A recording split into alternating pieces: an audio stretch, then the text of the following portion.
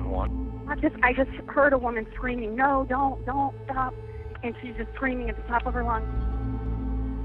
Nobody ever thought something like this would happen at the Iron Horse Park Trail in Centerville. Never heard someone scream like that before. Some of her hair, Gemma's hair, that was found here. I remember the day leading up very well. Gemma was out walking the trail. I had no idea that my life was going to change that day. She was walking one way and remembered Johnny Hansen coming from the other direction.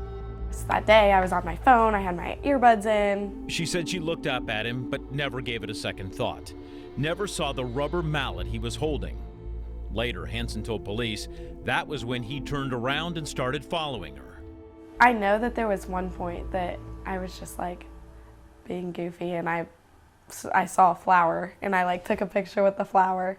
Gemma weighed about 100 pounds. Hansen, 353 pounds. And I think that's why he picked her, is she was someone that was small that he could actually catch up to and overtake her pretty quickly. Hansen told police he swung the rubber mallet, hit Gemma in the head, and knocked her to the ground. I fought and screamed with all my might, but I just yelled for my life because I had no other option. He hit Gemma again and again, but she never dropped her cell phone. My first instinct was to try to use Siri on my phone. He hit her head again. And at first I was saying, call dad, call dad. And I was saying, call 911, but that was like in between screams and like trying to get him off me. So that wasn't working. But she kept fighting. She was getting up, trying to get away and just screaming for her life. Then another blow to the head. Everyone says I did the right thing, and wow, that feels good to hear. I had no idea I was doing the right thing. A man named Chris was standing in his driveway 30 yards away. He could not see Gemma, but he heard her screams, and he went toward them. And then my savior, Chris, came down.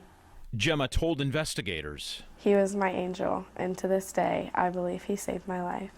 Told Johnny to get away from her, and Johnny hit her one more time, and then stopped, turned around, and just slowly walked away. Here is a picture Chris took of Hansen, showing exactly as Gemma described it. He had the mallet in his left hand and her blood all over his right, up his arm. Gemma said she was in shock, and she did not remember feeling any pain as Chris called 911. Come quick. What he did that day for you, what did he do that day? He saved my life. Like, he came down there, and I just remember that was like the best moment of my whole life. I grabbed onto the back of his shirt. Like, I was like, you're mine now. I just grabbed onto him, and I wouldn't let go. 0673. Okay, hold on, it's okay. How old do you think she is? How old are you? 17. Officers swarmed the area, and then this caller to 911. When I looked out in the backyard, or the side of the house, and there was just a big guy with a red shirt, black hair, carrying a big rubber hammer mallet. Yes, where is he right now? He is at Iron Horse Park. It was Hansen, and officers arrested him.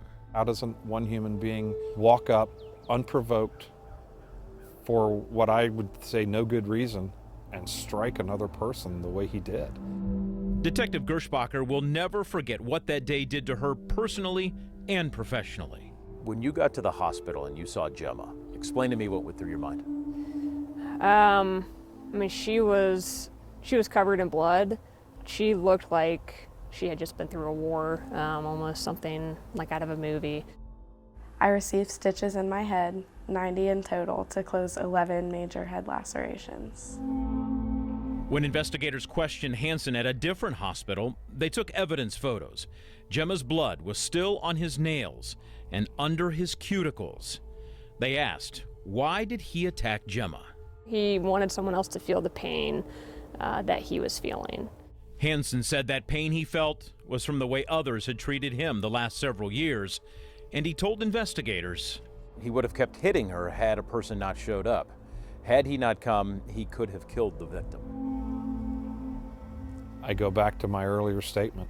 It's just hard to imagine that another human being can be that cold and heartless. But then later he told police killing the victim was not his intention. He just wanted to hurt her. He picked the wrong girl. Gemma can still remember what she kept telling herself as Hansen kept hitting her. Hold your eyes open, hold your eyes open, hold your eyes open. And I mean, thank God that I knew that, because if I would have gone unconscious, it could have and would have gotten so much worse. After the attack, Gemma said she struggled with the emotional wounds, but intensive counseling, therapy, and her parents' support slowly helped her start to put her young life back together. The only way I feel about it is I survived. They praise me for, you're so strong, you're the strongest girl I know. Again, that's something I like to hear. It feels good, but I 10,000% don't always feel like it. There are days where all I could do was get through. Her physical wounds have healed. You can hardly tell where the mallet opened up her head almost a dozen times. But Gemma knows they are there, and so are the emotional scars. But after all Gemma's been through, she said she is a stronger person. What good has come from this? One of my favorite things is when people, especially young girls, tell me, because of you, I pay more attention. Gemma is a true believer. God put her on that trail that day, gave her the strength, the will, and the fight to survive, so she could share her story and help others. And so if I can get one girl to just pay attention, I saved one girl. I made a difference.